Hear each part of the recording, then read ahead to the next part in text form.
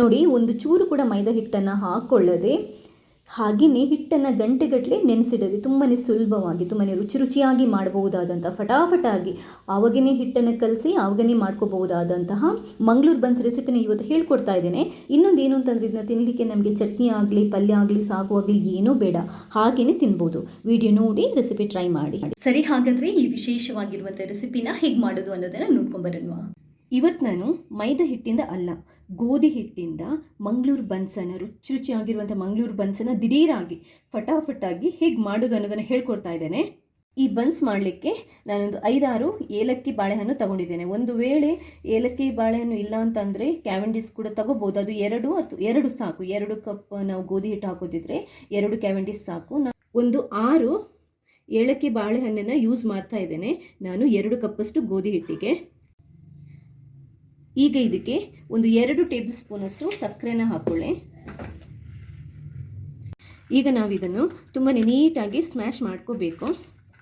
ಚಿಕ್ಕ ಬೀಟರ್ ಇದ್ದರೆ, egg beater ಇರುತ್ತಲ್ವ, ಅದಿದ್ದರೆ ಅದನ್ನ ಯೂಸ್ ಮಾಡಿ. ಇಲ್ಲದಿದ್ದರೆ ಸ್ಪೂನ್ನ ಸಹಾಯದಿಂದ ಈ ಥರ ನೀಟಾಗಿ ಅದು ಜ್ಯೂಸ್ ಬಿಡೋ ಥರ, ರಸ ಆಗೋ ಥರ ಇದನ್ನ ಈ ಥರ ಸ್ಮ್ಯಾಶ್ ಮಾಡ್ಕೋಬೇಕು. ನೀವು ಇಲ್ಲದಿದ್ದರೆ ಮಿಕ್ಸಿಗೆ ಹಾಕಿ ಗ್ರೈಂಡ್ ಮಾಡಿ 1 ರೌಂಡು ಪೇಸ್ಟ್ ಮಾಡಿದರೂ ಆಗುತ್ತೆ.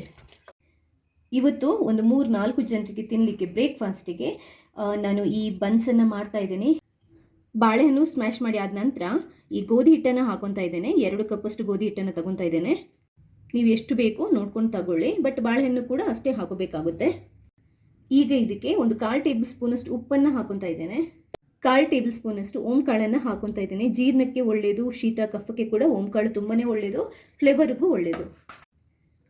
ಒಂದು ಅರ್ಧ ಟೇಬಲ್ ಸ್ಪೂನಷ್ಟು ಜೀರಿಗೆ ಹಾಕೊತಾ ಇದ್ದೇನೆ. ಇದು ಕೂಡ ಅಷ್ಟೇ ಡೈಜೆಷನ್ಗೆ ಒಳ್ಳೆಯದು, ಅಸಿಡಿಟಿ ಎಲ್ಲ ಎದೆ ಉರಿ ಇರುತ್ತಲ್ವ ಅದಕ್ಕೆ ಕೂಡ ಒಳ್ಳೆಯದು, ಫ್ಲೇವರಿಗೆ ಕೂಡ ಒಳ್ಳೆಯದು. ಇದಕ್ಕೆ ಎಷ್ಟು ಸೋಡಾ ಪುಡಿ ಅಥವಾ ಬೇಕಿಂಗ್ ಪೌಡರ್ ಇರುತ್ತಲ್ವ ಅದನ್ನ ಹಾಕೊತಾ ಇದ್ದೇನೆ. ಇವಾಗ ನಾವಿದನ್ನ ಮಿಕ್ಸ್ ಮಾಡ್ಕೋಬೇಕಾಗುತ್ತೆ. ಫಸ್ಟ್ ಒಂದ್ಸರಿ ನೀಟಾಗಿ ಮಿಕ್ಸ್ ಮಾಡ್ಕೊಳ್ಳಿ. ಫಸ್ಟ್ ಒಂದ್ಸರಿ ನಾವಿದನ್ನ ಮಿಕ್ಸ್ ಮಾಡ್ಕೋಬೇಕು. ಬಾಳೆಹಣ್ಣಿದು ಪೇಸ್ಟ್ ಎಲ್ಲ ಇರುತ್ತಲ್ವ ಅದಕ್ಕೋಸ್ಕರ. ಇಷ್ಟು ಅಂಟಾಗಿದೆ ನೋಡಿ. ಇವಾಗ ಇದಕ್ಕೆ ಸ್ವಲ್ಪನೇ ಮೊಸರನ್ನ ಹಾಕ್ಕೊಂಡು ನಾವು ಮೊಸರಲ್ಲಿ ಮಿಕ್ಸ್ ಮಾಡ್ಬೋದು. 1/4 ಕಪ್ಪಷ್ಟು ಮೊಸರನ್ನ ಹಾಕ್ಕೊಂಡು ನಾನು ಫಸ್ಟ್ ಚೆಕ್ ಮಾಡ್ಕೊತಾ ಇದ್ದೇನೆ ಎಷ್ಟು ಹದ ಬರುತ್ತೆ ಅಂತ. ನೋಡಿ, ನಾನು ಫಸ್ಟ್ ಒಂದ್ಸರಿ ಮೊಸರು ಹಾಕಿದ್ನಲ್ವ, ಒಂದು 1/4 ಕಪ್ಪಷ್ಟು ಅಷ್ಟನ್ನು ಹಾಕ್ಕೊಂಡು ನೀಟಾಗಿ ನಾದ್ಕೋಬೇಕು. ಹಿಟ್ಟು ತುಂಬಾ ಮೆತ್ತಗೆ ಬರಬೇಕು. ಅಟ್ಲೀಸ್ಟ್ ಒಂದು 3-5 ನಿಮಿಷ ಆದರೂ ನೀವು ಈ ಹಿಟ್ಟನ್ನು ಹದ ಮಾಡ್ಕೋಬೇಕು. ಇಲ್ಲಾಂದರೆ ನಮಗೆ ಸರಿಯಾಗಿ ಮೆದುವಾಗಿ ಬನ್ಸ್ ಬರಲ್ಲ.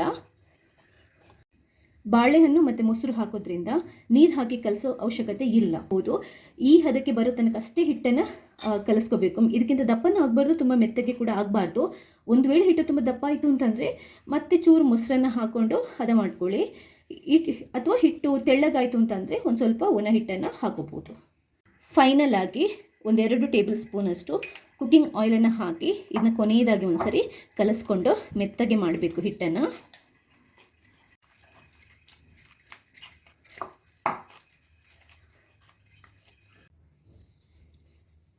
ಬನ್ಸ್ ಹಿಟ್ಟು ಪರ್ಫೆಕ್ಟಾಗಿ ರೆಡಿಯಾಗಿದೆ ನೋಡಿ, ತುಂಬಾ ಮೆತ್ತಗಾಗಿದೆ. ಈ ಹದಕ್ಕೆ ನಾವು ಕಲಿಸ್ಕೊಂಡ್ರೆ ಇದನ್ನ ಗಂಟೆಗಟ್ಟಲೆ ನೆನೆಸಿಡುವಂಥ ಅವಶ್ಯಕತೆ ಇಲ್ಲ. ಯೂಶ್ವಲ್ ಆಗಿ ಬನ್ಸ್ ಮಾಡುವಾಗ ನೋಡಿರ್ತೀರ, ಮೈದಾ ಹಿಟ್ಟಾದರೆ ಒಂದು 4 ಗಂಟೆ ಆದರೂ ನೆನೆ ಇಡ್ತಾರೆ, ಬಟ್ ಆ ಥರ ಅವಶ್ಯಕತೆ ಇಲ್ಲ. ನಾನು ಇವಾಗಲೇ ಫಟಾಫಟ್ ಅಂತ ಬನ್ಸನ್ನು ಮಾಡ್ತೀನಿ. ನೋಡಿ, ಈ ಥರ ಹಿಟ್ಟು ರಬ್ಬರ್ ಥರ ಅಂಟು ಬಂದರೆ ನಾವು ಅಂದರೆ ನಾದ್ಕೊಂಡು ಕಲಿಸ್ಕೊಳ್ಳುವಾಗಲೇ ಫಟಾಫಟ್ ಅಂತ ಮಾಡ್ಬೋದು ಬನ್ಸನ್ನು. ನಾವಿವಾಗ ಜಸ್ಟ್ ಒಂದು ಈ ಚಪಾತಿಗಿಂತ ಸ್ವಲ್ಪ ಚಿಕ್ಕ ಉಂಡೆ, ಪೂರಿಗಿಂತ ಸ್ವಲ್ಪ ದೊಡ್ಡ ಉಂಡೆ, ಇಷ್ಟು ಸಾಕು. ಈ ಥರ ಉಂಡೆನ ಮಾಡ್ಕೋಬೇಕು. ಇಷ್ಟು ದೊಡ್ಡ ಉಂಡೆ ಸಾಕು. ಈ ಥರ ಮಾಡ್ಕೋಬೇಕು. ಮಾಡಿಕೊಂಡು ಸ್ವಲ್ಪ ಒಣ ಹಿಟ್ಟನ್ನು ಈ ಥರ ಕೋಟ್ ಮಾಡ್ಕೋಬೇಕು. ಇವಾಗ ನಾವಿದನ್ನ ಪೂರಿಗಿಂತ ಸ್ವಲ್ಪ ದೊಡ್ಡ ಸೈಜಿಗೆ ಲಟ್ಟಿಸ್ಕೋಬೇಕು. ಅಥವಾ ಪೂರಿ ಸೈಜ್ ಕೂಡ ಆಗುತ್ತೆ, ಏನು ತೊಂದರೆ ಇಲ್ಲ. ಕೈಯಿಂದ ಬೇಕಾದರೂ ತಟ್ಕೊಂಡು ಮಾಡ್ಬೋದು, ಹಿಟ್ಟು ಮೆತ್ತಗಿದ್ರೆ, ಅಥವಾ ಲಟ್ಟಣಿಗೆಯಲ್ಲಿ ಬೇಕಾದರೂ ಲಟ್ಟಿಸ್ಕೋಬೋದು.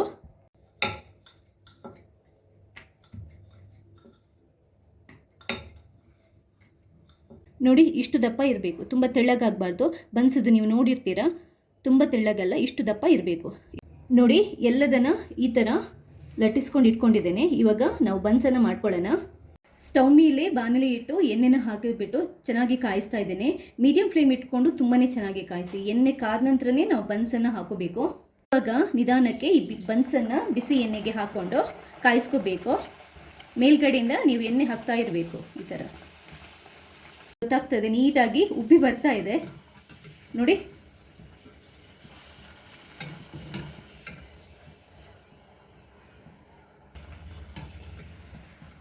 ಈ ಥರ ಕಲರ್ ಬರೋ ತನಕ ನಾವು ಈ ಬನ್ಸನ್ನು ಕಾಯಿಸ್ಕೋಬೇಕು ನೋಡಿ. ಇನ್ನೊಂದು ಸರಿ ಹೇಳ್ತೀನಿ ಕೇಳಿ.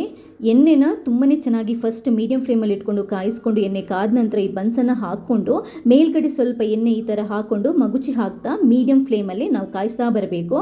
ಈ ಥರ ಒಂಥರ ಬ್ರೌನ್ ಕಲರ್ ಬರುತ್ತಲ್ವ, ಅಷ್ಟು ತನಕ ನಾವು ಕಾಯಿಸಬೇಕು. ಒಳ್ಳೆ ಕಲರ್ ಬರುತ್ತೆ, ಹಾಗೆಯೇ ಚೆನ್ನಾಗಿ ಉಬ್ಬಿ ಬರ್ತಾ ಇದೆ ಕೂಡ. ಇಷ್ಟೇ, ತುಂಬಾ ಸಿಂಪಲ್ಲಾಗಿ ಈ ಬನ್ಸನ್ನು ಮಾಡ್ಕೋಬೋದು. ಇಷ್ಟೇ ನೋಡಿ, ತುಂಬಾ ಸುಲಭವಾಗಿ ಯಾವ ಥರ ನಾವು ಮೈದಾ ಹಿಟ್ಟನ್ನು ಒಂದು ಚೂರು ಹಾಕಿಕೊಳ್ಳದೆ ಗೋಧಿ ಹಿಟ್ಟಲ್ಲೇ ಮಂಗಳೂರು ಬನ್ಸನ್ನು ಮಾಡಿದ್ವಿ ಅಂತ. ಇದು ಆರೋಗ್ಯಕ್ಕೆ ಕೂಡ ತುಂಬಾ ಒಳ್ಳೆಯದು. ಇನ್ನೊಂದು ಏನು ಅಂತಂದರೆ, ಈ ಥರ ನಾನು ಹೇಳಿರೋ ಮೆಥಡಲ್ಲಿ ನೀವು ಫಾಲೋ ಮಾಡಿದರೆ ಇದೆಯಲ್ವಾ, ಹಿಟ್ಟನ್ನು ನಾವು ಕಲಸಿಬಿಟ್ಟು ಗಂಟೆಗಟ್ಟಲೆ ನೆನೆ ಇಡುವಂಥ ಅವಶ್ಯಕತೆಯೇ ಇಲ್ಲ. ಆವಾಗಲೇ ಕಳಿಸಿ ಆವಾಗಲೇ ನಾವು ಬನ್ಸನ್ನು ಮಾಡ್ಕೊಂಡು ತಿನ್ಬೋದು. ತುಂಬಾ ರುಚಿಯಾಗಿರುತ್ತೆ ಕೂಡ. ಈ ರೆಸಿಪಿ ನಿಮಗೆ ಇಷ್ಟ ಆದರೆ ಲೈಕ್ ಮಾಡಿ, ಹಾಗೆಯೇ ಬೇರೆಯವರಿಗೆ ಶೇರ್ ಮಾಡಿ. ಈ ರೆಸಿಪಿ ಬಗ್ಗೆ ನಿಮ್ಮ ಫೀಡ್ಬ್ಯಾಕನ್ನು ಕೂಡ ಕೊಡಲಿಕ್ಕೆ ಮರೆಯಬೇಡಿ. ಥ್ಯಾಂಕ್ಸ್ ಎಲ್ರಿಗೂ.